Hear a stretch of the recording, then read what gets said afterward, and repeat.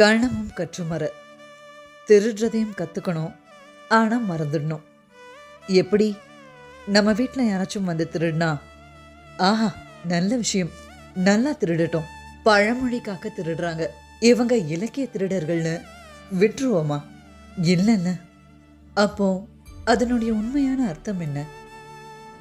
சங்க காலத்தில் இப்போ இருக்கிற மாதிரி மாப்பிள்ளை பார்க்கறது, பொண்ணு பார்க்கறதுன்னு இல்லாமல் ஒரு ஆணுக்கு பெண்ணையும் பெண்ணுக்கு ஆணையும் பிடிச்சிருந்தா காதலிப்பாங்க.